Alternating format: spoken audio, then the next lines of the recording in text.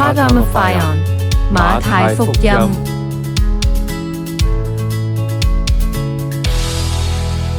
感謝主，今日 Shabbat Shalom，我哋可以開始今日嘅查經。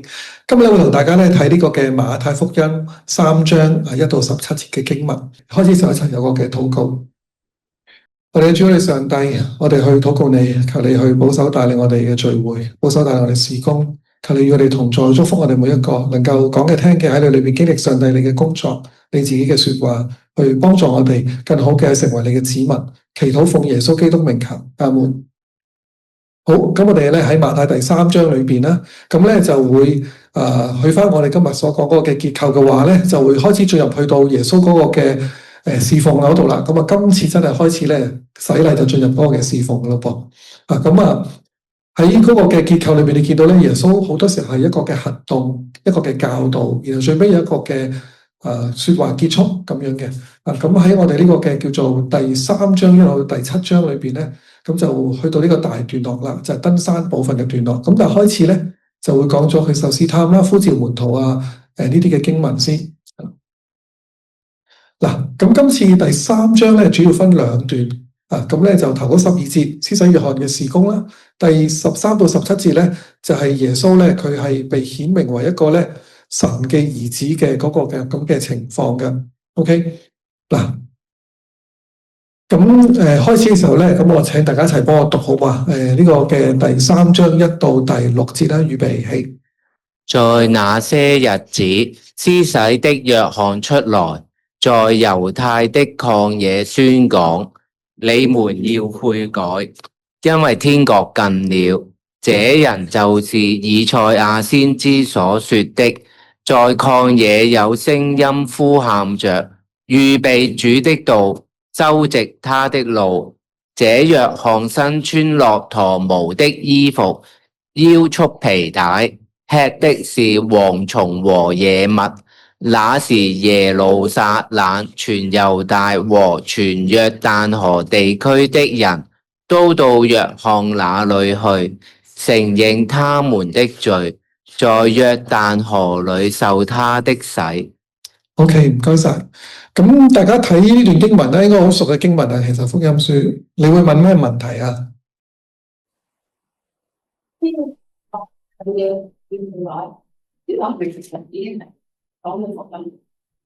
天國近了，你們要悔改，咁係咪講福音啊？係咪福音啊？係咪 good news？ 係 good news 嚟喎，好消息嚟喎。嗱，不過我哋對好消息、對福音嘅觀念咧，有陣時係會唔係好準確。譬如今日我哋傳咗福音咁，同當時傳嘅已經好唔同啦，係咪？當時嘅耶穌都未釘十字架，已經傳緊㗎咯。佢又未死又未復活，咁傳咩咧？係咪？咁所以呢個本身聖經裏邊福音書所講嗰個福音咧，係喺當時嚟講咧，去到嗰個時候係一個嘅福音。但係當耶穌再完成埋地上嘅事工，佢點樣話我哋去犧牲釘十字架之後咧，我哋今日所講嘅內容係多過當時嘅。當時亦都未有新約聖經嘛，係咪？咁所以我哋今日所講嘅內容包埋有新約聖經喺裏邊嘅，我哋嘅福音當時就未有。所以當時如果你根據舊約聖經希伯來聖經嘅話咧，嗰個福音咧其實講緊一個咩咧？陣間其實我會睇嘅嚇。咁多謝姊妹而按法文啦。咁一陣間會入去睇下講緊嗰個福音啦。呢個悔改同埋天國近了講緊乜嘢嘅意思？仲有咩問題會問啊？點解要喺曠？點解要喺曠野 ？Very good， 點解咧？仲有咧？仲有咩問題會問啊？點解用天國？點解用天國？好多嘅好多個問題咯。嗱，咁好多嘅嗱，我俾啲參考答案俾大家。嗱，不過你見到嘅就係我俾幅相好靚仔嘅施洗約翰咧，實際個樣可能係咁嘅喎。你見到即係佢着咩駱駝毛啊咁樣，你見到咧可能喺街邊見到一個咁樣嘅，佢同你傳福音嘅話，你會點啊？你要當佢傻，可能係會走開係嘛咁，但係咧就用一個咁嘅姿勢揸住一支杖，咁呢個就係施洗約翰啦。咁 OK， 咁如果你要做話劇，你可以咁樣試下扮下佢。嗱，咁我哋會問好多問題嘅，係佢哋有贖罪祭噶嘛？咁首先認罪，有贖罪祭，咁使乜認罪悔改 ？OK。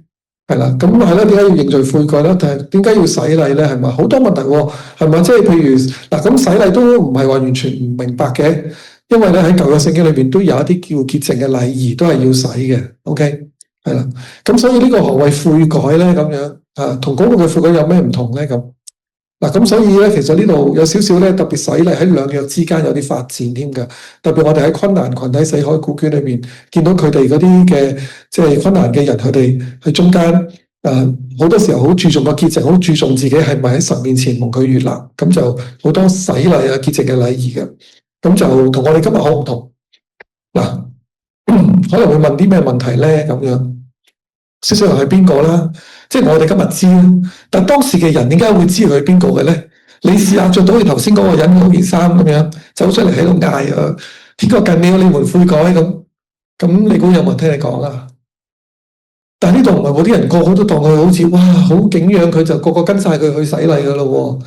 即係港九新界咁樣全部走晒去咩啊？連埋離島走咗去邊啊？走咗城門河道，可能就洗禮咁嘅喎，即刻係嘛？你會唔會咁啊？咁即係點解當時嘅人會知道佢係邊個又做緊啲乜咁嘅喎？同埋點解要去記載呢個人咧？咁點解喺曠野裏邊喺猶太曠野裏邊去宣講咧？就喺度睇下曠野嘅地方係點咁咩叫悔改咧？喺邊度悔改咧？我哋知道喺邊度得罪神啊，或者係錯咗啲乜咁先知道點悔改。咁何謂天國咧？天國近了近咁即係到咗未咧？係咪啊？即係可以好多問題嘅。同埋點解會引用呢個以賽亞書？其實就係呢個40章3節。咁施洗約翰喺邊度洗禮咧？其實嗰個約旦河咁長，係咪啊？咁仲有咧，就點解咁多人都會俾佢一個人去洗嘅咧？即係同埋你諗下，如果當時話好多人去洗，話咩耶路撒冷、猶太全地呢個咩約旦河嘅地區嘅人都去晒喎咁。哇！今日如果你洗禮嘅儀式有30人或者60人洗禮，牧師一個做都咁樣又扶佢又成咁都做到暈咯，係咪啊？佢點樣洗啊？成唔單止成條村成個國家嘅人喎，係咪啊？點搞啊？係咪啊？我有好多問題可以問。所以咧，你見作者係冇交代好多嘢嘅，佢假設讀者已經知道好多嘢嘅，但係呢啲嘢咧係我哋今日唔知喎。咁所以咧，我哋要知道咧，佢哋當時係有一啲嘅存在咗嘅觀念，同埋有啲嘅盼望去諗緊，所以先至咁大積極嘅回應，咁大反應。OK， 嗱咁啊，同大家咧去高呼一下呢一啲咁樣嘅，即係佢哋嘅概念嗰啲嘅諗法。首先講緊即係點解會係曠野？點解會曠野嘅？因為呢個地方係神嗰個國度開始嘅地方嚟嘅喎，陣間會有啲多啲相俾大家睇到嘅，有啲點解會咁？咁所以呢個地方好重要喎，因為咧有一個嘅情況喺歷史裏邊，曾經以色列人佢哋去到曠野，記唔記得？跟住上帝就招聚佢哋一班子民咁樣去開始嘅喎。呢度陣間我會翻嚟呢度咧再去講嘅。咁跟住咧，天國近了，咩為之天國咧？原來呢個叫做 Malchut Shamayim 呢個字咧。咁原來咧，按住Jerusalem perspective 喺以色列嘅學者去講咧，咁其實佢講緊呢個天國係講緊一個上帝作王掌權咁嘅意思。天咧係代表住神呢個 heaven， 因為佢哋對上帝個名字嘅忌諱咧，於是就用天去代替，就好似喺呢個叫做浪子比喻裏邊嗰個小兒子浪子翻嚟嘅時候，佢曾經講過咪話咩啊？我得罪了天，亦都得罪咗父親你。係咪？佢所講嘅得罪咗天，就係講緊得罪咗天父，得罪咗神。咁所以天咧，特別喺馬太福音對住班猶太人講嘅裏邊咧，係特登用呢個術語係叫天國，其實係等同於神嘅國、上帝的國咁嘅意思。而佢嘅意思代表住咩？係上帝中間要嚟到作王掌權啊！喺佢哋一切嘅創造裏邊要掌管住呢一切。咁佢仲要學者介紹埋，其實呢個叫 verbal noun 啦，即係一啲動詞嘅名詞啦嚇。咁其實所以係一個動詞反映緊有啲動作做緊嘅。以前我同大家都講過嘅，好似話耶和華是我的牧者，其實講緊耶和華喺度牧養緊我咁。耶和華作王，講緊耶和華係唔係一個身份個卡片咁簡單，係佢做緊啲乜嘢嘢先至係真正反映緊佢管理緊、掌管緊。OK。咁天國係一個乜嘢嘅國度咧？咁其實頭先所講啦，出埃及嘅時候，摩西之歌唱咗呢個句說話：耶和華必作王，直到永永遠遠。到咧呢個 Yimloch Leolam Va'ed 喺個原文裏邊，上帝佢就會作王去到永永遠遠。佢出埃及嘅時候就已經喺曠野裏邊去建立咗佢呢個嘅國度啊，一班屬於佢嘅子民。咁而你要諗到嘅就係咩咧？呢個天國係一個點嘅天國咧？另外喺譬如但以理書咁，記唔記得咧？尼布甲尼撒王佢發夢有個像，有個金頭啊銀嘅心口嗰個像，記唔記得？代表住咩啊？大家唔記得咗咯，可能嗱，代表住佢自己嘅國啦，跟住落去，跟住佢之後嗰啲王嗰啲嘅國度啊嘛，係咪？去到最尾隻腳係鐵，跟住個腳掌咧就係鐵同泥，即係 mix 埋一齊噶嘛，撈埋，咁就佢有跟住個石咧係咩啊？但嘢嘅解夢就話係有第5個國嚟到，一打落去就碎晒噶嘛，成個像係咪？嗰個國係代表住一個神嘅國，一個永恆嘅國，就係喺呢個但以理書2章44到45節所講，天上面一個永不敗壞嘅國度，唔係俾其他人嘅，係俾佢嘅百姓嘅啫，唔會俾其他百姓，會打碎一切嘅列國，傳到永遠。咁呢個就講緊神嘅國嘅嚟到，天國嚟到，預表緊咧將其他嘅列國咧都要去打碎。咁所以呢個係一個屬於上帝子民嘅國，係一個永恆嘅國度，會打碎其他列國嘅國度，得唔得？咁天國當時有呢啲觀念，喺聖經裏邊有嘅已經。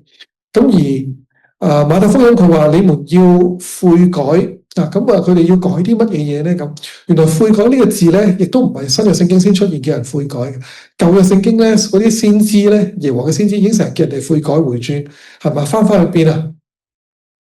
翻上帝嗰度啊嘛，係咪？佢哋點解會又拜偶像啊、行不義啊？呢啲搞到亡國被擄，佢哋要回歸。其實唔係淨係翻去起翻個聖殿，上帝唔係等住佢哋敬拜，等住佢哋燒嘢俾上帝食，係咪？唔係等呢啲，而係等緊佢哋嘅心真正嘅回轉，真正渴慕翻同上帝一齊。所以嗰個回轉悔改最重要嘅係講緊佢哋翻去上帝嗰度，順服翻個權柄佢嘅帶領裏邊。點解啊？因為上帝喺嗰度會審判嘅神，天國就講緊佢嚟到要審判，特別講緊審判好多嘅國家。咁所以呢度咧係講緊一個回轉悔改嘅觀念。咁而呢個近了啦，近了咧咁就係希伯來文 karaf 嗰個字咧，呢個叫做koraf 啦，係個時式。咁咧就如果你用希臘文去睇咧，angikan 呢個字就代表住咧係嚟緊咧，就即係近啦。咁真係好似將來喎 future 係未嚟到嘅喎。但係如果你係用呢個 koraf，用呢個親近呢個字去睇咧，其實講緊佢嚟咗噶啦。因為聖經裏面點樣用呢個字咧？譬如王下呢度咁，佢話王從大馬士革回來，看見壇走近壇就獻祭咁。咁佢係咪近咗個壇未咧？咁近咗噶啦，唔係點樣去獻祭咧？係咪？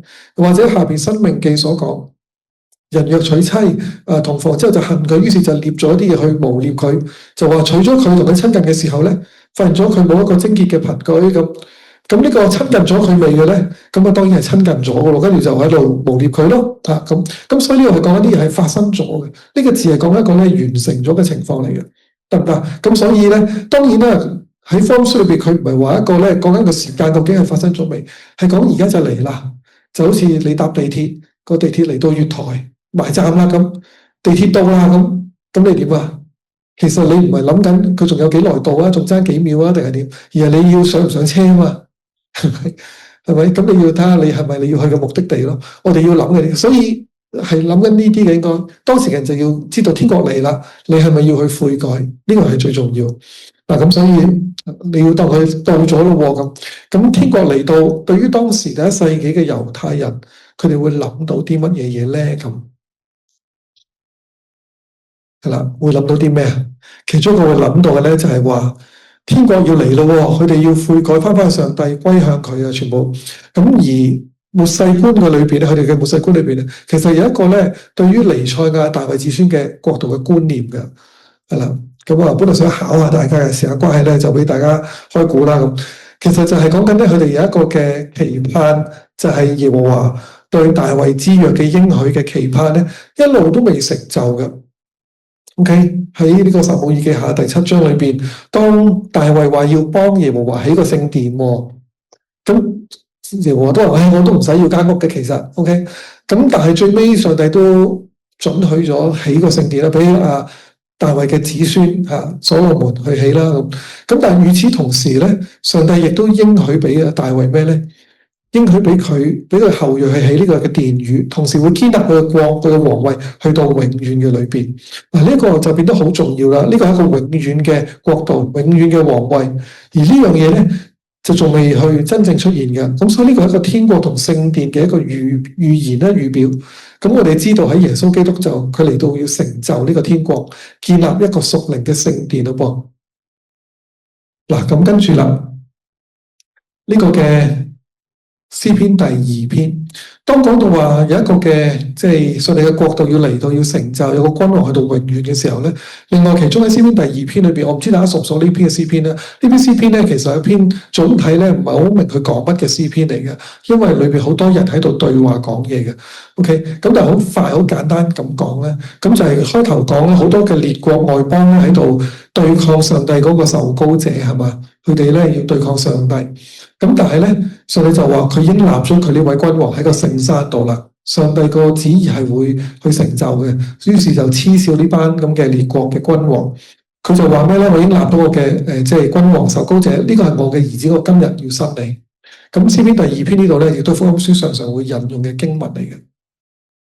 咁而呢一度我哋可以明白嘅係咩咧？天國咧原來點樣建立嘅咧？係上帝透過一位受膏者，佢要揀一位受膏者出嚟，透過佢去建立成就咧呢個大衛子孫嘅應許嘅。咁所以呢個大衛嘅子孫咧就係呢個嘅受膏者。而透過詩篇第2篇咧，我哋知道呢個受膏者咧其實係神的兒子嚟噶。即係其實當時人應該要知嘅，唔會係唔知嘅。OK， 所以佢哋接受唔到耶穌咧，其實唔係話佢哋冇呢個觀念，只不過佢哋接受唔到啫。嗱，詩篇第2篇去到結束嘅時候，亦都甚至去講嘅就係好多關於審判嘅圖畫。佢哋點樣用鐵杖要打碎佢嘅列邦外國啊？佢哋需要咧，佢要驚啊，要識得咧去向嗰個嘅即係上帝嘅兒子要去親吻，要致敬啦咁，因為佢會發嬲，會嚟到審判。嗱，咁所以咧，天國係一個咩觀念咧？係神嘅兒子會嚟到啦，同埋喺中間咧，上帝作王掌權。咁佢中間都要除滅咧猶太人嗰啲嘅一切壓迫住佢哋嗰啲嘅外邦人，管轄翻咧呢啲嘅外邦嘅國家，懲罰啲惡人，獎賞義人嘅。嗱，咁所以猶太人佢哋一路都覺得上帝佢嚟到咧，其實係會點講啊？佢哋咧係會審判列國啊？點解會推翻羅馬政權？有咁大嘅政治嘅諗法咧？亦都因為本身咧呢個咁樣嘅國度神嘅天國咧係有一個帶住咧審判嘅意思喺裏邊嘅，好似但以理書所講咁，要打碎嗰啲列國，咁嚟做到審判嘅噃，得唔得？咁仲有嘅，譬如我哋都譬如喺彌賽亞觀裏邊，喺以賽亞書第9章6到7節啦，因有一嬰孩為我們而生。咁呢個正正咪就係之前我哋睇馬太第2章嗰度。耶穌出世呢樣嘢咯，係嘛？咁跟住佢嚟到會點啊？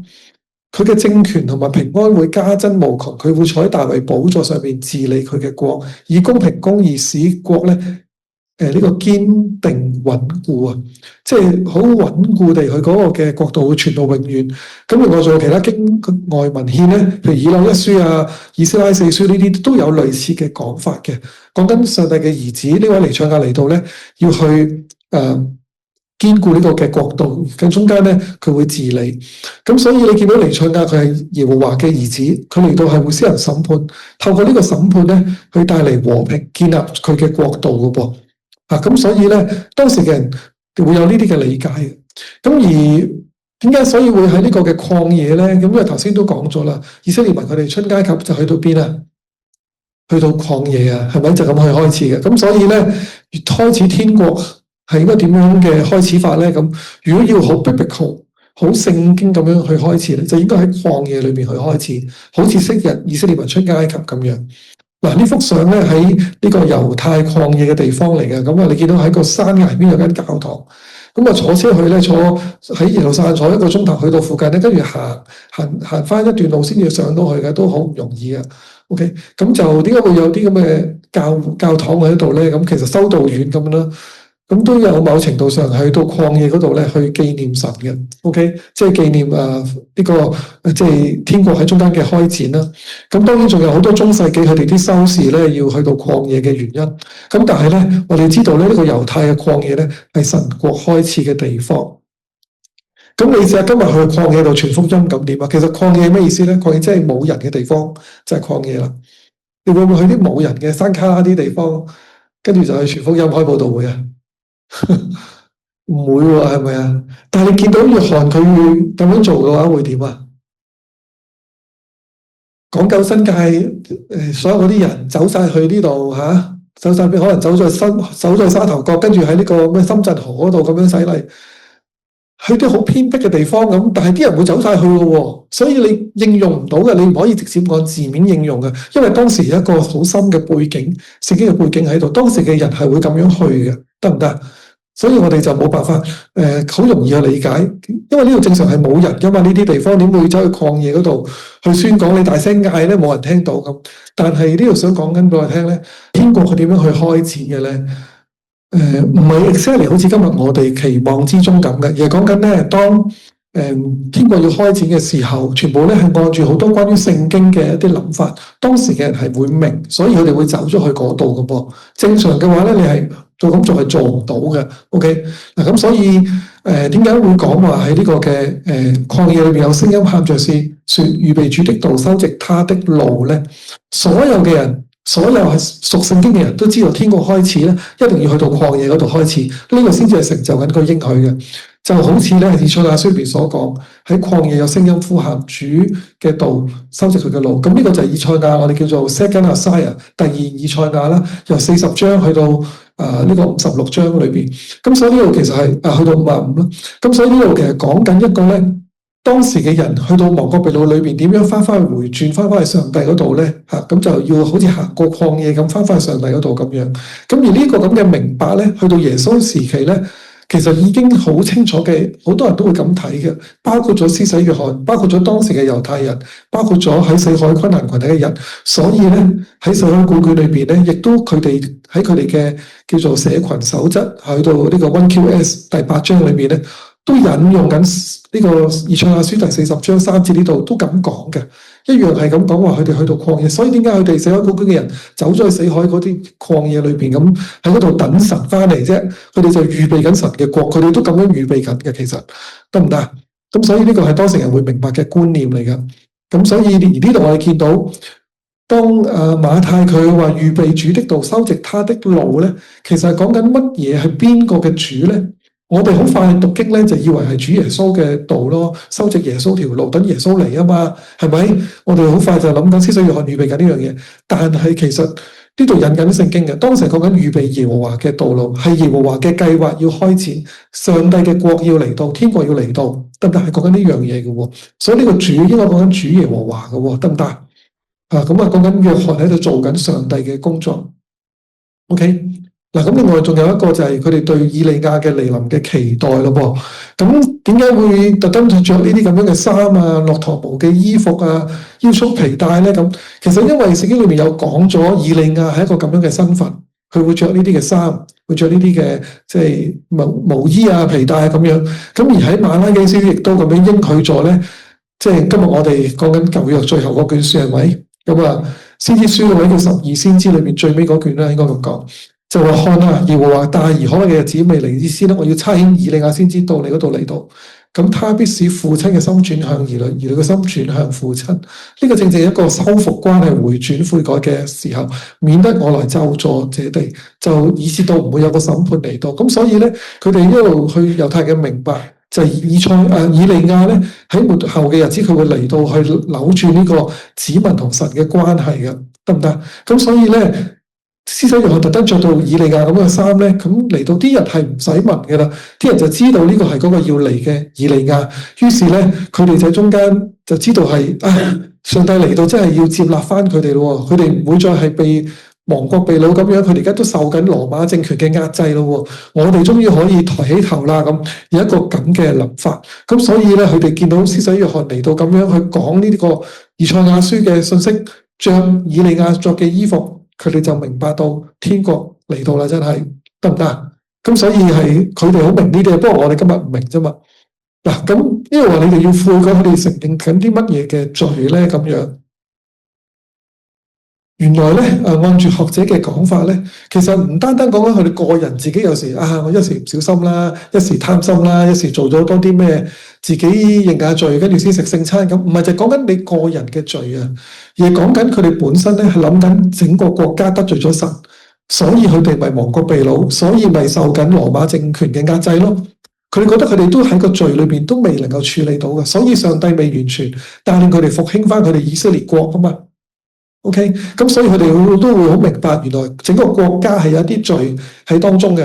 特別佢哋唔係全部人都認同晒嗰啲聖殿裏面嘅祭司，因為佢哋係嗰個收稅最終去晒祭司度，係個油水好多嘅。OK， 咁所以佢哋唔係全部認同晒佢哋，以至到點解有啲嘅人會去中意法利賽人就係咁解啦，因為佢哋都唔係好似嗰班祭司撒都該人咁嘅。OK， 不過學者話俾我聽嘅就係咩咧？就係原來呢個嘅悔改咧，認罪係講緊咧佢哋全國嘅悔改，同埋佢哋知道咧，原來當佢哋咁樣成個國家嘅悔改嘅時候咧，彌賽亞就會嚟到建立佢嘅國度，救贖佢哋啊，得唔得？咁所以佢哋有呢啲嘅諗法，佢哋係一個全國性嘅懺悔悔改嚟嘅。咁我另外俾啲例子俾大家睇下啫，就係聖經裏邊其實咧都有一啲嘅。即係例子咧，就係都係有講到一個全國性嗰個嘅即係悔改喺其中嘅。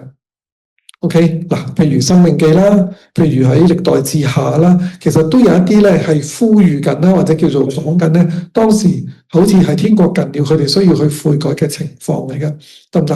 咁呢啲嘅先知嘅信息咧，其實唔係講緊一個人嘅，係叫緊全部成個國家嘅子民，佢哋都要咁樣悔改，咁上帝就會咧去。眷顧翻佢哋啦，會去祝福翻佢哋啦，會去咧聽佢哋垂聽佢哋嘅禱告啦，為佢哋伸冤啦等等。咁呢個赦免他們的過犯係講緊一個集體嘅。今日我哋冇乜呢啲觀念嘅。總之上帝你救我，你幫我咪算咯。我理得隔離嗰個死啊，係咪啊？我哋會咁樣諗，有時即係國家自掃門前雪咁。但係喺聖經嘅觀念咧，係成班上帝嘅子民。原來需要悔改，需要翻返上帝嗰度。你一個搞掂，原來係搞唔掂嘅，佢要成個國家嘅。咁所以咧，呢個幫我哋明白聖經嘅呢個咁嘅觀念，得唔得？今日我哋好薄弱嘅嚇，所以唔好搞掂自己啊！你嘅教會群體，你所認識身邊嘅基督徒，你幫我哋一齊去到上帝嘅裏面，係嘛？呢個先係重要嗱。所以你帶住呢啲咁樣嘅背景，你再睇翻頭呢6節。好唔同嘅係咪？雖然講咗好少嘅內容，但係裏邊有好多嘅背後嘅概念喺其中。OK， 咪去到呢度啊？咁啊，我哋暫時咁樣明白先啦嚇。咁啊，我哋要慢慢進入去嘅經文，就會再認識多啲。咁啊，繼續讀咯，7到10節啦，唔該。看見許多法利賽人和撒都該人也來受洗。就對他們說：毒蛇的業種啊，誰指示你們逃避那將要來的憤怒呢？你們要結出果子來，和悔改的心相稱，不要自己心裏說：我們有亞伯拉罕為祖宗。我告訴你們，上帝能從這些石頭中給亞伯拉罕興起子孫來。現在斧子已經附在樹根上，凡不結好果子的樹就砍下來，丟在火裏。嗱，咁呢度咧講緊嗰個嘅約翰佢見到好多法利賽人同埋撒都該人啦。咁其實呢一段咁樣去講咧，其實呢度有少少特別嘅地方嘅，因為馬可同埋路加，馬可冇特別講啦嚇。路加咧，其實呢度咧佢哋唔係咁講嘅，而係馬太獨特地咧係講法利賽人啦，同埋咧撒都該人，咁佢哋咧都嚟受洗，咁所以咧喺馬太嘅角度係特登針對住呢兩班人咧去講多啲嘅，就話佢哋係咩咧毒蛇嘅種類啊等等。咁呢度咧我哋要知道咧法利賽人同埋撒都該人其實佢哋有啲咩嘅諗法，或者佢哋有啲乜嘢嘅即係分別啦咁。咁大家有少少概念啦。法利賽人當時就係佢哋好嚴守嗰啲古人嘅規矩啦、傳統啦，從律法裏邊建立咗好多人嘅嗰啲嘅系統出嚟噶。咁透過呢個咁樣去遵守呢啲嘅條例啊、傳統咧，佢哋建立到自己咧，好似好守得好多規矩咧，就好敬虔啊咁樣。咁你記得耶穌話佢哋咩啊？佢哋假冒為善係咪？佢哋建立好多人嘅榮耀。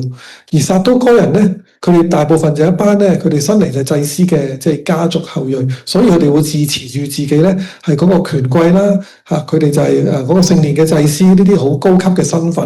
咁佢哋就既得利益者啊，喺當時整個嘅聖殿嘅裏邊。咁所以咧，佢哋咧都有自己嗰啲好自滿，覺得自己做得好好嘅咁嘅地方嘅。OK， 嗱咁呢度咧。我哋見到嘅佢哋中間有呢啲嘅問題啦。咁呢度咧講緊話佢哋咩啊？你哋自以為咩啊？你嘅祖宗係亞伯拉罕，我話俾你聽咧，上帝能夠從呢啲石頭度咧去興起亞伯拉罕子孫喎。咁呢度所講嘅乜嘢嘢咧？咁呢度其實講緊嗰個啲石頭，點解會講緊特定係嗰班係嗰啲石頭咧？咁樣佢唔係講一個好 general、好 generic 一個好普遍嘅石頭就興起到亞伯拉罕子孫，而講緊嗰啲石頭喎。咁所以嗰啲石頭係當時嗰度嗰啲見得到嘅喎，可能係。嗱，咁我哋去睇一睇咯。咁嗰度係咩地方咧？咁嗱，其實如果你話睇施洗約翰個洗禮喺邊度發生咧，唔同嘅福音書有唔同嘅講法嘅。有福音書咧就講緊，譬如路加啊或者約翰咧，講緊喺個伯大尼嘅側邊咧，就講緊可能會喺呢個嘅加利利湖嘅嗰個上游或者下游嘅位置，係啦，係講呢度嘅。約翰福音曾經喺第3章提到話喺咩咧？撒冷的哀嫩嗰度施洗。咁哀嫩咧，按住地理嘅明白就喺中間嘅位置嘅。咁如果你喺嗰個嘅馬太福音呢度所講咧，佢哋去到邊咧？去到猶太同埋約旦河區嘅話咧，近翻猶太地區就近呢邊，近死海嘅呢邊嘅咯噃。咁特別講緊猶太嘅曠野，咁就點啊？其實我哋冇辦法絕對好肯定施洗約翰喺邊度洗啦。可能佢真係咧行嚟行去，成個約旦河佢都喺中間可以咁樣去施洗都唔定，因為啲人個個都去到約旦河嗰度洗嘛，佢咪要周圍去宣講咯咁樣。咁而喺馬太嘅明白裏面，特別佢強調緊猶太嘅曠野，咁猶太曠野咧就係呢個嘅位置嚟噶。OK， 咁點解要講喺呢度啊？大家知唔知道？估唔估到啊？猶太曠野近呢度嘅約旦河有咩咁特別啊？大家熟聖經嘅弟兄姊妹，發生咩事啊？發生過河喎，過約旦河喎，邊個過啊？約書亞 very good， 係啊，當時約書亞喺呢度曾經去過約旦河嘅喎，而呢個咁樣過約旦河咧，其實就好似昔日咧摩西帶領子民點啊，佢過紅海出埃及建立神嘅國一樣嘅喎。特登你見到經文嘅細節都有啲水要分開咁樣停咗喺度，其實啲水未必真係好多嘅啫。其實咧唔一定要停嘅話，可能旱季咧其實都行到過去嘅。所以有時聖經咧佢會話約旦河多水就叫約旦河，少水嘅時候有時叫做約旦谷。其實都係講緊嗰度，即係有水嘅咪會叫河咯，好少嘅時候好乾就叫做谷。咁所以咧，其實雖然啲水喺下游咧，相對地就會點啊，就多啲嘅。咁但係呢個位咧，其實講緊係過去呢個嘅約旦河去進入迦南地嘅位置嚟嘅，一個正正就係上帝建立天國咁樣嘅圖畫。昔日上帝點樣帶領住摩西建立佢嘅子民天國咧？跟住約書亞都咁樣建立佢嘅子民，係咪神嘅子民進入呢個迦南地？今日耶穌基督同埋施洗約翰開展天國，都好大機會喺呢度咁樣去開始，所以亦都喺呢度咧會有人洗禮咧。今日都喺嗰度會有人洗禮嘅，即係喺中間咧特登去嗰度洗禮。嗱，呢度就係約書亞記俾大家睇翻呢啲嘅圖畫。當時發生咩事咧？就係過咗河嘅時候咧，就曾經搬嗰啲石頭啊，記唔記得？就擺12嚿石，擺喺個河中間，啲水停咗喺度都擺中間。咁然後咧就其實咧就係佢要擺12塊石喺度做紀念啦，即係上帝曾經停咗啲水咁，哇！俾我咁樣過河。咁然後另外就搬12塊石咧，就另外再搬去吉甲嗰度咧，就喺度立一個紀念。咁啊，中間紀念上帝個大能嘅手去帶領佢哋噶嘛，記唔記得？嗱，咁就係當時嘅石頭，可能咧施洗約翰講緊話呢啲嘅石頭度，你中間可以興起神嘅子民，正正咪興起神嘅國度咯。咁所以指緊嗰啲石頭，好大機會就係呢啲都唔定喎。如果喺猶太曠野嗰度嗰個嘅約旦河嘅話，但另外同埋喺原文裏邊，如果希伯來文嘅話咧嚇，咁其實佢有個相關語嘅，因為石頭咧係 Ephraim 嗰個字，咁就係 Aleph Bet Nun 呢3個字母。咁而咧父親咧就係 Aleph Bet， 然後子咧就係 Bet Nun。咁所以加埋咧石頭，其實就將父同埋子兩個加埋一齊嘅字嚟㗎。咁所以呢度講緊咧祖宗個字就係父親嘅字，子孫就係子嗰個字。咁然後石頭咧就講緊佢兩個中間。咁所以好有趣地咧，其實從石頭度咧可以再興起翻上帝嘅子孫，得唔得？咁呢個你要讀希伯來文就會有機會學到啦。我都曾經喺一個講座裏面提到嘅，咁我哋可以上翻網喺會員專區裏面先聽得到嘅嗰個，係啦，嗰個關於第一世紀嘅猶太世界、猶太嘅語言世界嗰個講座。OK，anyway，咁所以俾大家睇到嘅就係當時嘅猶太人其實咧有好多唔同嘅諗法、信仰觀嘅，譬如法利賽人、撒都該人同施洗約翰嘅諗法已經好唔同啦。佢哋咧恃住自己嘅傳統啦、律法啦，同埋聖殿啊，或者自己權貴嘅身份啦。施洗約翰咧其實係一啲都睇你唔順眼嘅喎，話佢哋咩啊？你哋都冇結出果子，都冇悔改嘅心相稱。而家嗱審判嚟到啦，個斧頭喺度隨時斬落嚟、劈落嚟噶啦，咁叫你醒醒定定，係咪？咁所以見到約翰係直接否定咗呢班嘅法利賽同埋撒都該人嘅，得唔得？你見到佢哋咁嘅情況，咁我哋見到有唔同嘅信仰觀喺當時嘅世界。嗱，咁跟住我讀埋呢兩節啊，11、12唔該。我是用水給你們施洗，叫你們悔改，但那在我以後來的能力比我更大，我就是給他提孩子也不配。他要用聖靈與火給你們施洗，他手裏拿着要浸揚他的穀物，把麥子放在倉裏，把糠用不滅的火燒盡。OK，唔該晒。你查經嘅話會問咩問題啊？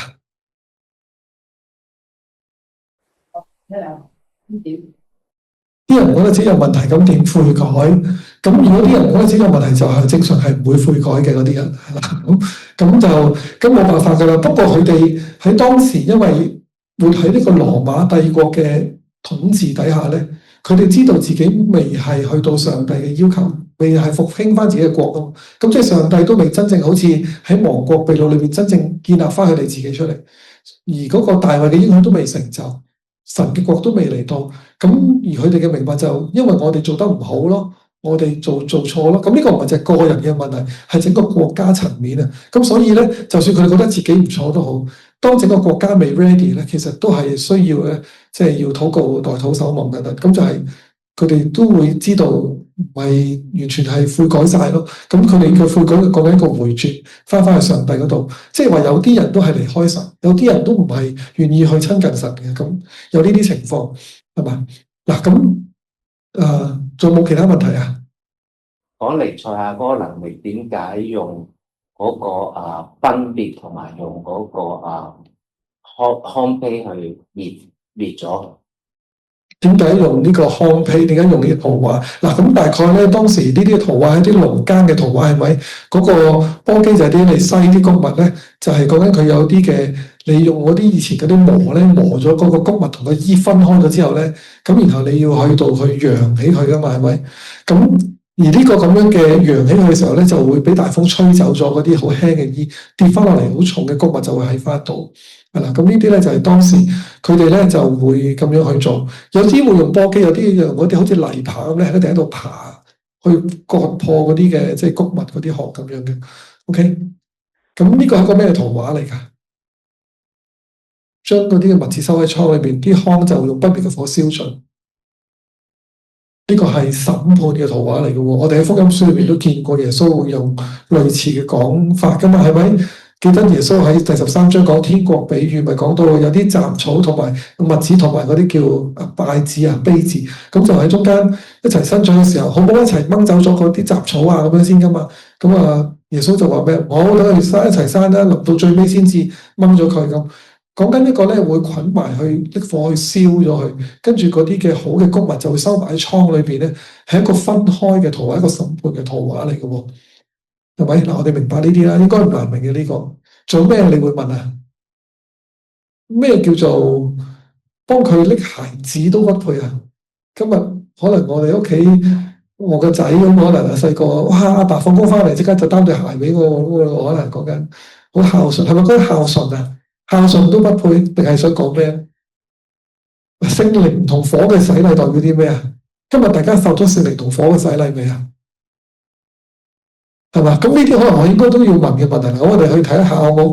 呢個咧拎鞋都不配係講緊啲乜嘢嘢咧？原來呢個係一個慣用語嚟㗎。猶太人佢哋去明白咧，係攞住啲鞋，特別佢哋去到呢個浴場啊嗰啲嘅時候咧，去即係 take bath 嘅時候，去啲潔淨禮儀嘅時候咧。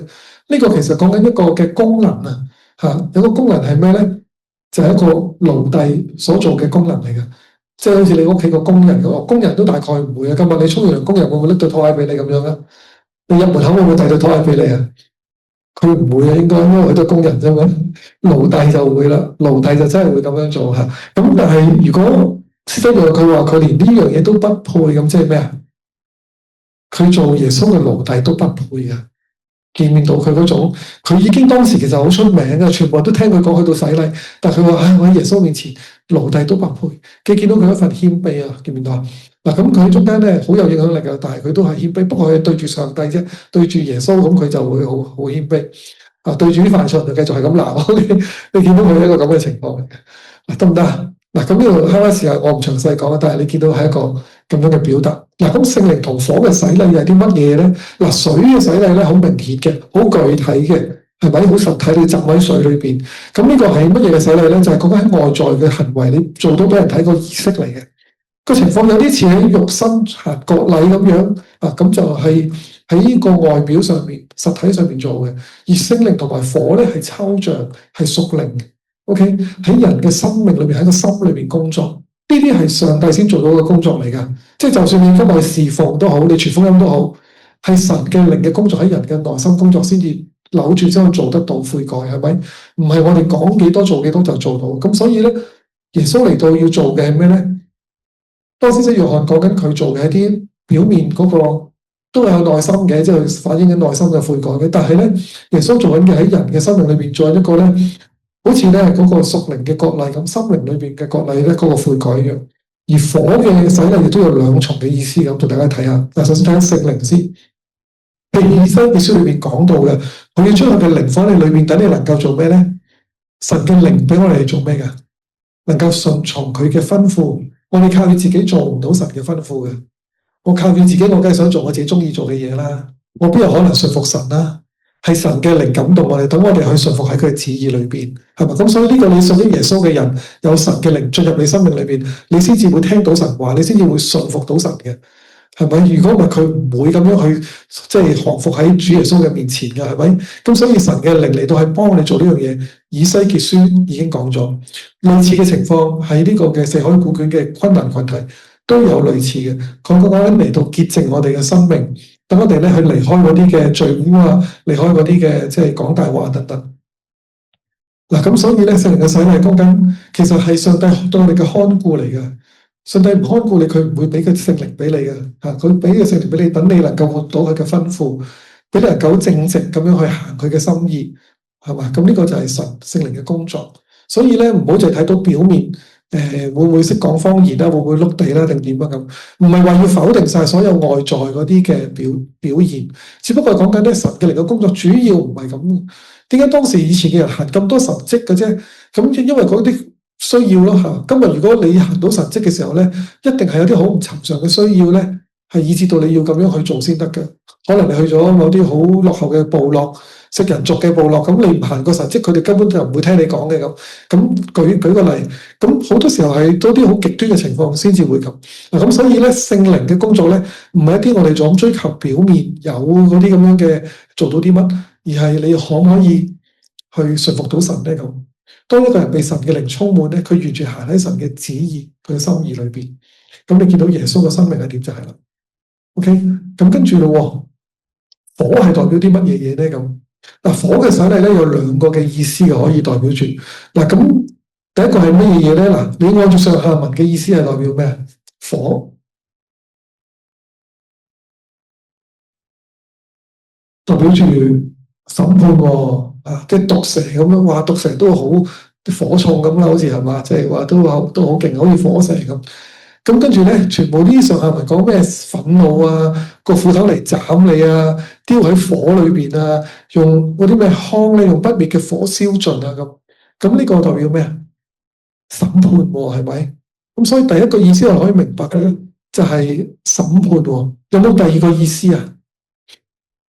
即係上帝嚟審判啲唔信嘅人、唔信服嘅人，咁拯救嗰啲信嘅一個分開一個審判嘅意思，仲有冇啊？煉淨 very good 係一個煉淨。咁聖經裏邊有好多時候火咧都有潔淨嘅功能，特別用一啲嘢唔適合過水嘅話咧，就用火去煉淨嘅。亦都有用火煉嘅金子咁嘅術語啦，聖經裏邊係咪？係有啲嘢需要用火去煉。咁究竟係審判定係煉啊？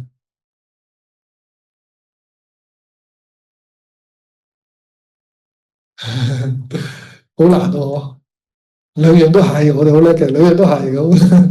咁邊個答案會好啲咧？嗱，如果你睇上下文咧，就係審判。不過你要好小心，好小心去睇。嗱，睇聖經要睇得好小心。我哋成日都話好重要嘅睇上下文，係咪？係啊，冇錯，要睇上下文。不過你要睇下個上下文係邊個講嘅，因為聖經裏邊唔係聖經所講嘅所有嘢都係教緊你要做嘅嘢嚟嘅噃。因為咧，特別喺啲對話啦，特別喺啲故事裏邊，如果個上下文唔係上帝自己講嘅，係其他人講嘅話咧，咁你要去判別一下嘅。呢度嘅上下文嘅內容全部邊個講嘅？係施洗約翰講嘅。咁而施洗約翰所講嘅同耶穌有冇分別啊？我哋後來會知道係有啲分別啦，都未去到耶穌都未至於咁惡啫，仲俾好多憐憫嘅機會啊，俾佢哋噶嘛，係咪？甚至去到陣間我哋見到嘅都有少少不同嘅。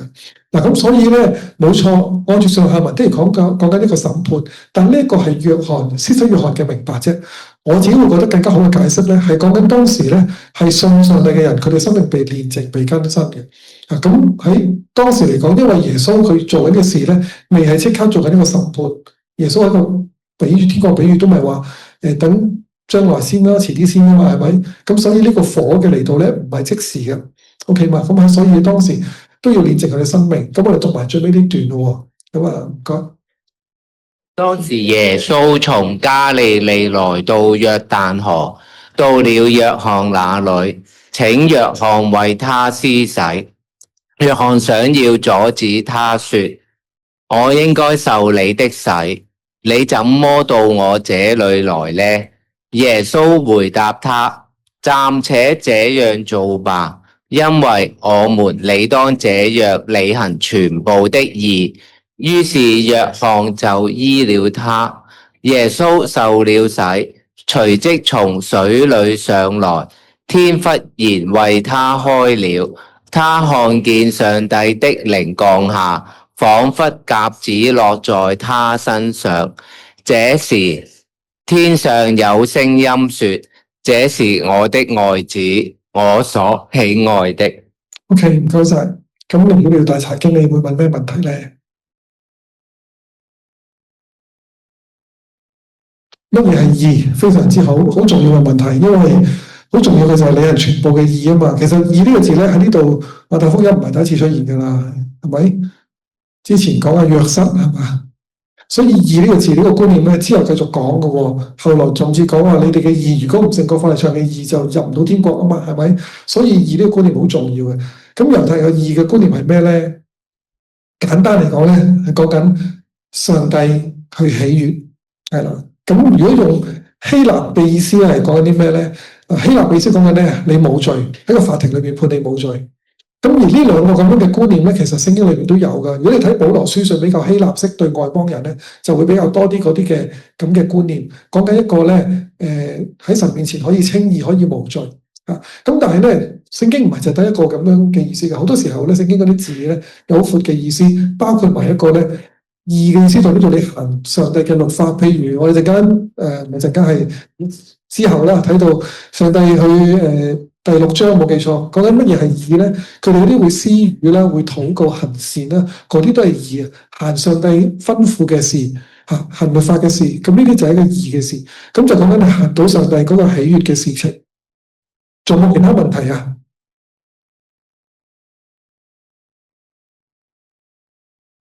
點解要講呢啲記載咧？或者係咪啊？點解要特登咁講？其實唔使講咁多嘅，就係嚟到耶穌也受了洗，跟住天上有聲音說，咁咪搞掂咯，係嘛？點解要講又話？唉，又唔好啦，好似食完飯爭你錢咁，我咪你又讓下我讓下你咁係嘛？即係點解要咁樣嘅咧？咁樣嗱，其實好多人可以問喎，譬如點解耶穌會去到請約翰為佢施洗啦？耶穌又冇罪係咪？又唔需要悔改嘅，呢個悔改嘅洗禮嚟噶嘛？咁點解要去洗禮咧？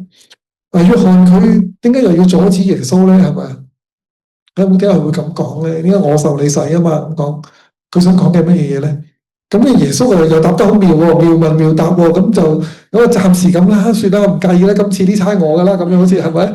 咁就咁今次就履行全部嘅義啦。咁佢又明嘅喎，咁係我哋唔明嘅啫。咁跟住約翰就話咁就依從咗佢啦，咁係嘛？咁你見到聖經就好有趣，咁就咁樣開始。咁跟住咧，最尾話這是我的愛子，我所喜愛的。咁想講啲乜嘢嘢咧？咁我去睇下啦喎。咁其中呢度講緊洗禮咧，當施洗約翰咁講，佢話其實陣間會俾大家討論嘅。OK，咁施洗約翰就話咩？我應該去受你嘅洗禮嘅話，咁即係話咧，耶穌佢嚟到受約翰嗰個水嘅禮，但係咧施洗約翰就話我應該要受你嗰個聖靈同火嘅洗禮。其實講緊呢樣嘢係咪？咁而呢度咁樣嘅講法咧，係馬太獨有佢都講緊。咁而耶穌嘅回答即係要履行啦，去滿足或者成就晒全部嘅義。咁頭先講咗個基本嘅明白，全部嘅義就係所有上帝喜悅嘅事，去滿足上帝心意嘅事情。咁你能夠行到神喜悅嘅事，咁就係一個義人咯噃，得唔得 ？OK， 咁基本嘅明白。咁點解要咁咧？咁大家陣間俾大家討論下。咁跟住咯，呢度講緊啦。最尾嗰節，這是我的愛子，我所喜悅的。你留意馬可同埋路加咧，係用第二身去講嘅，講緊你是我的愛子嘅。但係馬太用第三身講，有咩分別啊？這是我的愛子，呢個係咁，即係咩意思啊？神喺心裏面講，神係第一身，係啊，全部都係神係第一身嘅。咁問題係，如果用第二身嘅話咧，就對住邊個講啊？對住耶穌講，但係話呢個係咁，即係佢同邊個講啊？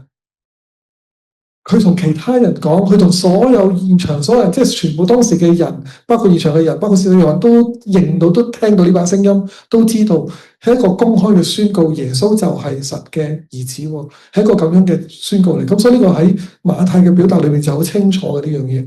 係咪？咁你翻去要有時好仔細呢啲，要去對比先睇得到。咁而呢度咧，佢特別講愛呢個字咧，喺成個新約聖經裏面第一次出現噶。咁呢個新約聖經裏面第一次出現啦，舊約聖經喺邊度第一次出現啊？大家知唔知咧？愛呢個字，獻以撒 very good 係啦。咁就係喺呢個嘅創世記第22章嚇。如果我哋出十士譯本去揾呢個字，亦都係第一次呢度出現嘅。咁half 嗰個字啦嚇，嗰個愛嗰個字，亦都喺呢度第一次出現。咁就喺舊約聖經創世記22章呢度講緊亞伯拉罕獻以撒嘅時候，你所愛的以撒嘅時候，講緊呢個係你所愛嗰個兒子啊嚇。咁所以呢個代表我哋咩嘅即係提醒咧，都係佢所講緊愛嘅兒子，又係聖經裏面第一次出現喎呢度。咁所以呢度咧可以幫我哋睇到嘅乜嘢嘢咧 ？OK。我哋見到嘅就係天父佢喜悅耶穌 ，OK， 而佢用咗聖經去做一個印證嘅，包括咗喺聖經希伯來聖經三大部分，妥拉、先知書同埋當時著作或者仲未成晒書嘅時候，未晒成正典嘅時候，就係詩篇做代表咁樣，就係講緊耶穌係嗰個上帝所愛嘅兒子。呢個就好似創世記裏邊亞伯拉罕嗰個所愛嘅以撒咁樣，聖經第一次出現愛呢個字，咁然後。呢度講緊我所喜悅的呢個字咧，其實就喺以賽亞書裏邊，我嘅僕人，我所扶持，我揀選，我心所喜悅的，其實就用緊同一個字 ，Hephes 嗰個字啊，我所愛嘅嗰位，我喜悅嘅嗰個。然後啦，兒子呢個咧，佢頭先所講嗰個彌賽亞預言咁啦，呢個嘅受膏者，你是我的兒子，我今日生了你。咁其實可以咧，同時間係應驗咗，或者叫將呢三段經文擺埋一齊。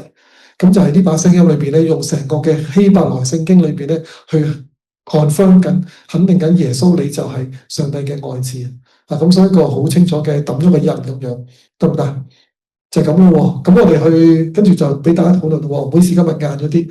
咁啊，不過足夠時間嘅我哋。咁我哋試下討論一下喺第3章裏邊咧。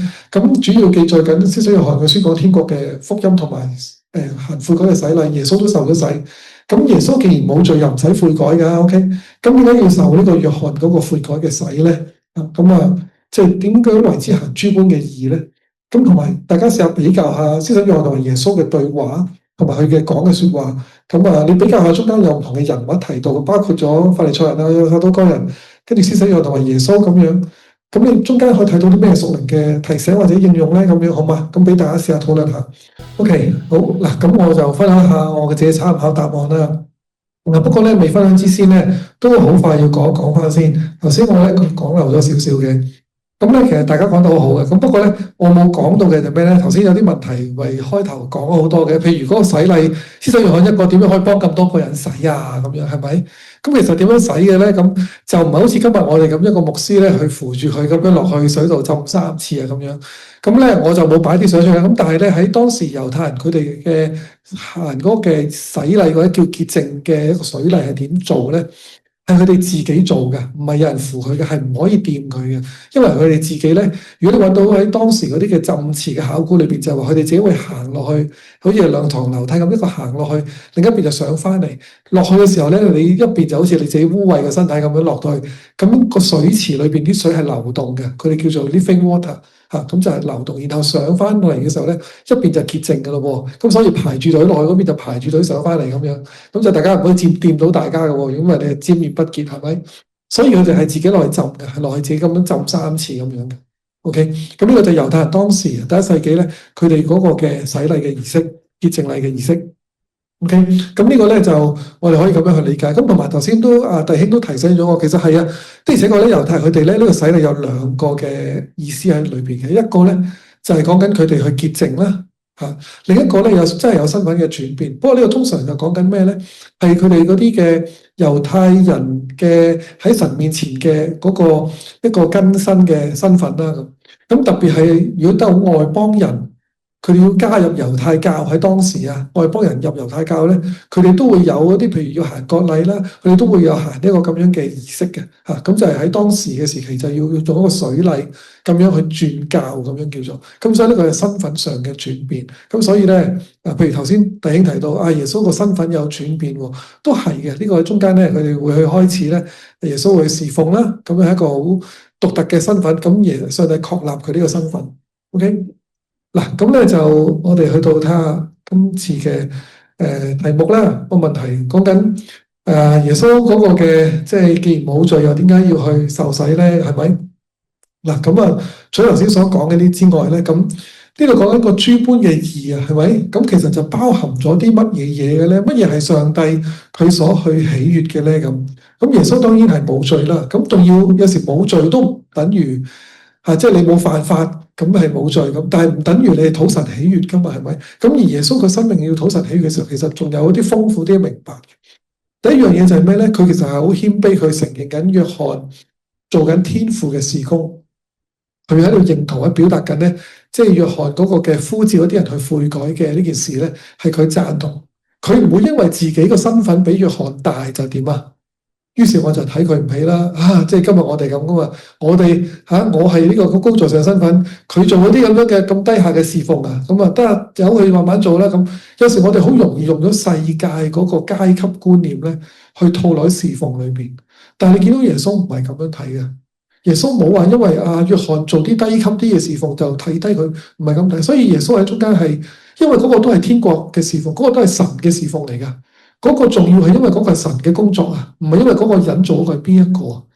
咁所以今日無論你係要上到講台裏邊侍奉，或者你翻嚟純粹擔下凳都好，如果你為緊上帝要做係神嘅工作嘅一部分咧，嗰個係神嘅工作，呢個重要性先至係即係重要啊，得唔得？我哋就所以唔好睇輕自己，你就唔好睇小自己所做緊嘅事。當你為緊神嘅工作去做咧，嗰個係一個好重要嘅即係神聖嘅神嘅侍奉嚟嘅，得唔得？就唔好成日用咗人嘅世界嘅角度做比較啊，跟住我就覺得佢叻啊，佢做到啊，佢做嗰啲就叻啦，咁得唔得？咁我哋唔好咁睇喎。咁呢度我哋可以咁去明白，耶穌好謙卑啊，擺低咗自己。咁頭先大家都答得好好，其實我覺得大家嘅答案都好豐富啊，已經。咁我做啲補充啦 ，OK。嗱咁我哋自己即係所以耶穌自己佢冇罪。咁呢個希伯來書4章15節裏邊有提到啦，但係佢謙卑自己受洗咧。其實佢喺度係話緊俾我聽咧，佢認同緊嗰班要受洗嘅罪人。呢個咁樣嘅做法咧，其實我哋話點解耶穌要受洗啫？其實你應該再問一個問題就係話，其實耶穌使乜降世啫？耶穌直頭唔使嚟添啦，係咪？神嚟噶嘛？咁點解耶穌要嚟到世界啫？其實耶穌嚟到世界正正一個佢謙卑降生嚟到，而佢受洗亦都係嗰種嘅謙卑去認同人。一個罪人嘅身份，所以佢中間咧，佢其實係代表住佢咧嘅內心已經好 ready 啦。佢已經內心係預備定認同呢班人同你一齊喺中間咧，去頂替佢哋呢班人嘅罪，去為佢哋而死嘅。咁所以你見到耶穌嗰個擺低佢自己嗰個身份，係咪？咁所以去到咁樣嘅去為到佢哋去即係認同。咁所以其實係表達緊佢嗰個內心點解會咁討神喜悅咧？係佢呢個咁樣嘅謙卑。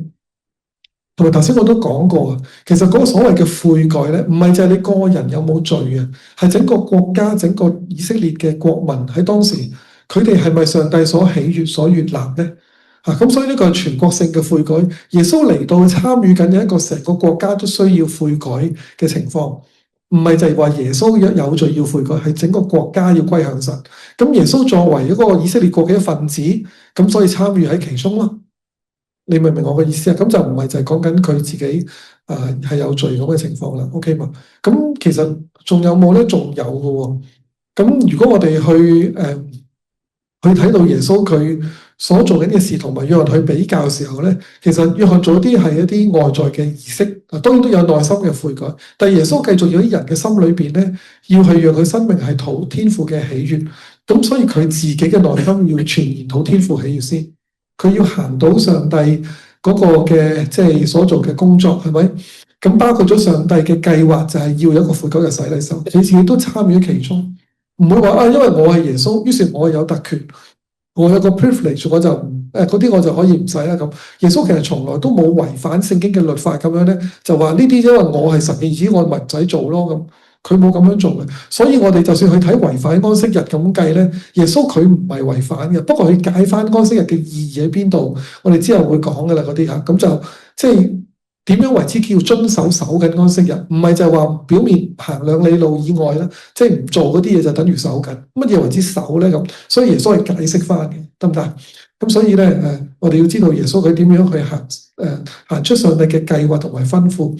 咁而佢呢個咁樣嘅喺人嘅內心嘅工作啦，佢頂替埋人嘅生命嘅情況，其實佢甚至係代表住當時嗰啲過紅海喺昔日嗰啲班以色列民過紅海死咗曠野班失敗嘅以色列民，佢而家咪做翻一次點樣去好似受洗，好似當日過紅海一樣咁樣咧，好似出埃及咁樣，佢要做翻呢一切，代表翻嗰班人去洗禮一樣。你明我意思嘛？佢代表住嗰班嘅人。咁所以係上帝嘅子民，全部都包括咗喺耶穌嘅其中裏邊。咁而我哋見到耶穌佢自喺出埃及以嚟咧，其實佢為到所有猶太人嘅即係嘅義都去滿足嘅。咁包括咗點樣去理解咧？包括咗佢哋嘅出世啦。咁你見到佢成就緊當時出埃及記嗰個以色列民係被殺嘅嗰個情況，咁佢都被追殺㗎。耶穌喺上次第2章被希律追殺，咪好似法老追殺咧？出埃及嘅裏邊嗰班嘅以色列民咁咯，佢成就緊嗰班嘅以色列民嘅，代表緊佢哋嘅。咁洗禮都係啦，當佢哋過紅海嘅時候，耶穌就係中間參與其中，特登要行翻呢一個約旦河裏邊嗰個嘅洗禮，去代表住佢哋嘅，成就緊佢哋所做嘅事。咁所以之後佢哋點樣去到曠野受試探，俾神去引導咧？呢個去到下一次查經啦。佢都耶穌去到40日去到曠野裏邊，佢都要受試探，就講耶穌要成就緊，代表緊呢班嘅昔日失敗咗嘅以色列民，成個嘅民族其實耶穌喺中間係代表緊佢哋，得唔得？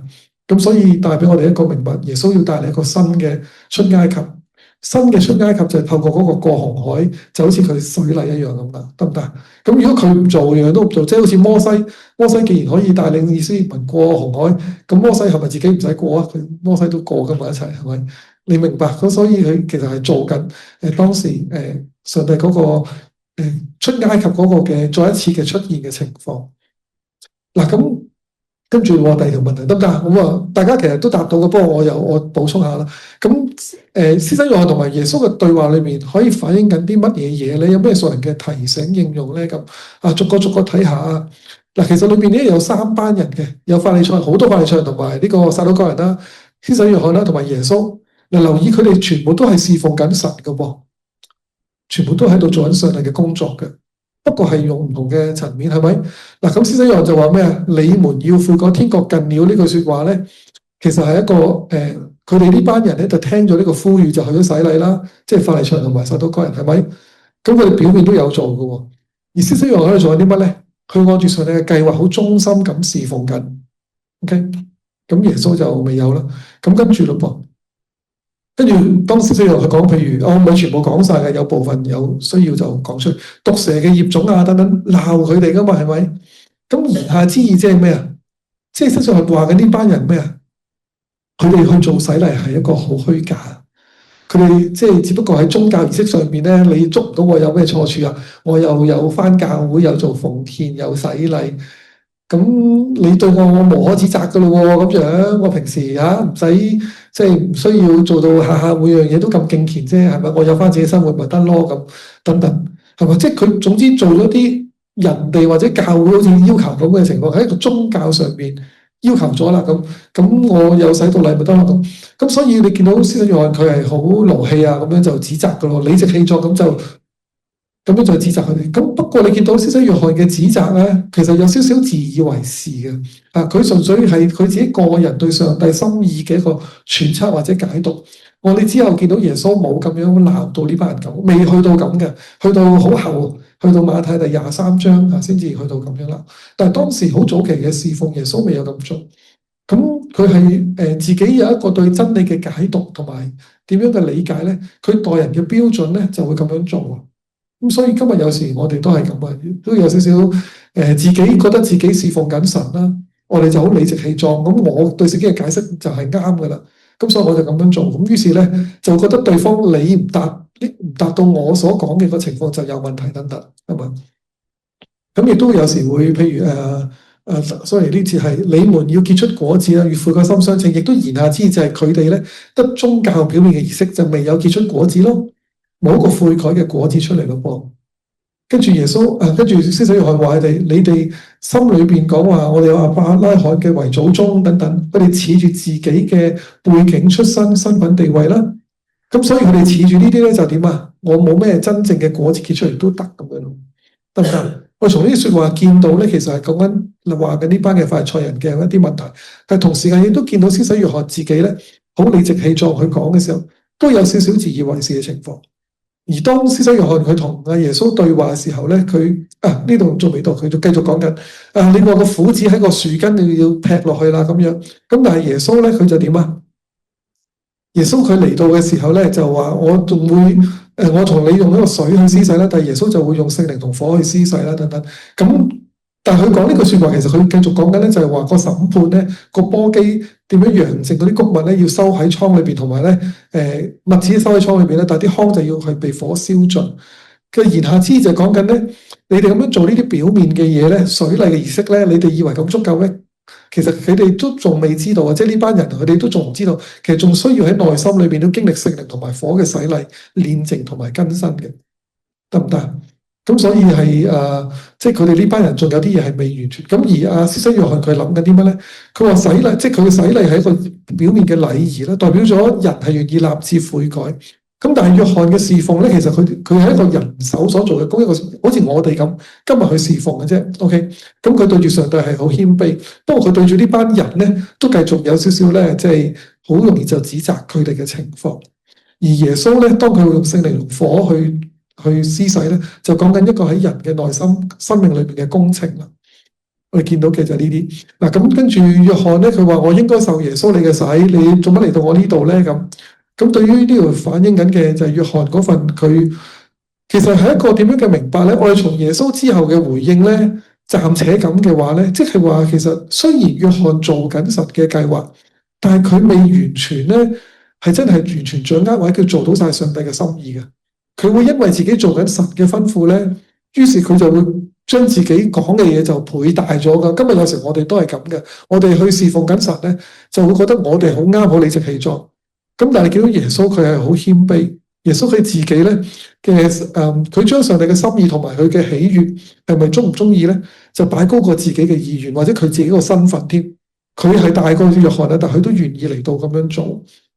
咁所以佢係我哋喺個結論度可以見到呢班法利賽人、撒都該人，其實佢哋喺個宗教上面咁樣嘅裝飾係冇用，佢哋需要去悔改結果子。施洗約翰咧，佢係侍奉上帝啊，但係其實佢亦都唔可以咁自以為是噶。今日我哋侍奉神都唔可以咁自以為是。我哋就算好理直氣壯知道上帝話要咁做噶啦，但係我哋見到有啲人唔係咁做嘅時候咧，我哋唔好咁快咧就去即刻論斷咗對方先。有時我哋好快落咗呢個判斷嘅，但係真係我哋唔係嗰個審判官。咁而耶穌咧，佢為咗上帝嘅喜悅咧，佢擺低咗自己，你見到啊，咁所以啊，好大嘅分別。咁所以喺總結嘅時候咧，我哋從呢一章咧見到上帝咧，佢要去即係帶出咗天國嘅計劃，要開展嘅時候，有啲乜嘢嘅屬靈嘅提醒咧？從法利賽人、撒都該人嘅情況啊，雖然佢哋冇講嘢啊，但係咧佢哋好似係離開咗表面宗教嗰個嘅裝飾咁樣，但係原來係唔夠嘅。上帝咧其實需要人去結出嗰個悔改嘅果子。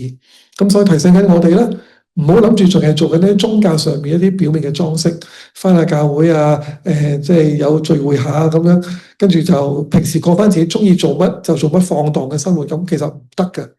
OK， 上帝唔係要你表面上面喺教會裏邊做到個敬虔嘅樣出嚟，啊，唔係似基督徒嘅基督徒，係要似基督嘅基督徒，係咪？咁所以我嘅生命要有不同，要改變。咁啊，施洗約翰咧，佢真正係做緊上帝嘅工作咯，係咪？係上帝真正嘅工作者嚟嘅。咁但係唔等於咁就可以自以為是，輕看咗其他嘅子民。今日我哋好容易走咗兩個極端嘅，一係咧就乜都唔做，一係咧一做緊咧我哋就自己好驕傲，係嘛？一係就話自己乜都唔識做啊，好自卑啊咁；一係咧就好自大，就我做到咧就覺得哇，我好理直氣壯咁。你哋呢啲就真係跟我後邊學嘢啦咁樣，我哋就會咁睇嘅，係咪？咁原來唔可以咁樣做嘢嘅。咁你見到耶穌咧，佢未開始天國嘅事工，但佢已經準備好自己嘅內心，佢願意為到上帝，為到嗰啲嘅子民擺低咗自己啦。佢活出咗份好謙卑順服嘅生命，咁佢係中間要拯救歷世歷代嘅人，而佢呢個咁樣咁謙卑嘅表達，佢就願意係代替呢班人去死嘅，咁所以佢係認同緊呢班人，咁所以喺呢度我自己去有個即係一個 main point 啦，即係我哋點樣去侍奉神咧？其實係提醒緊我哋侍奉神嘅人，我哋係咪為咗討神嘅喜悅，而有個願意一個好謙卑嘅內心咁樣侍奉？原來呢樣嘢係大過你做緊嗰個侍奉嘅工作嘅，你嘅人係點咧？係緊要過你做緊嗰啲事嘅。你嘅人如果唔謙卑嘅話咧，你做緊嗰啲事，就算好理直氣壯做緊神嘅工作咧，都係有啲嘢唔 OK 嘅。你明唔明啊？所以你嘅人要 OK 先，喺神裏邊蒙神悅納先，咁你嘅做嘅工作先可以蒙神去悅納。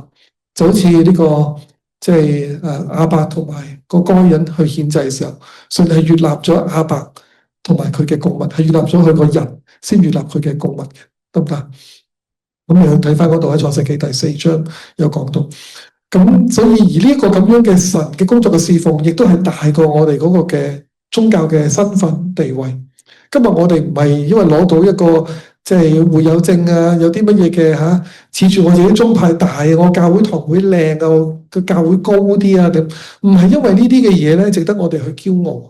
原來上帝嘅工作，天國嚟到咧，呢一切都唔係最重要。唔好將我哋嘅資源擺晒喺一啲建立外表上面嘅情況裏邊，得唔得？咁所以我哋見到我哋嘅生命係最重要，大過公實嘅事工呢啲嘅工作，然後呢啲嘅工作亦都大過我哋嗰個表面派嘅卡片嗰個身份，好嘛？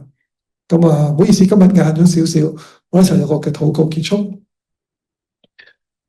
我哋嘅主，我哋嘅上帝，我哋去多謝你自己透過馬太福音第3章經文嘅提醒。今日我哋每一個侍奉你嘅人都中間需要你我哋生命，即係你面前蒙你嘅悅納。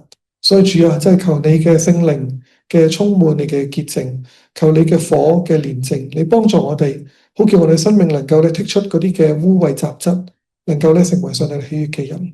主啊，好叫到我哋能夠真係喺神嘅國度、你嘅事工裏邊嘅時候咧，能夠去被你使用，能夠咧去讓你嘅工作可以去即係榮耀你嘅名。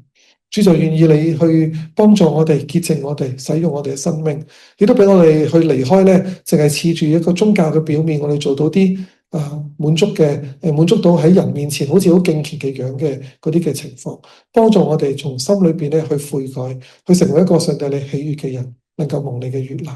求主你幫助我哋、潔淨我哋、使用我哋，禱告奉耶穌基督名求，阿門。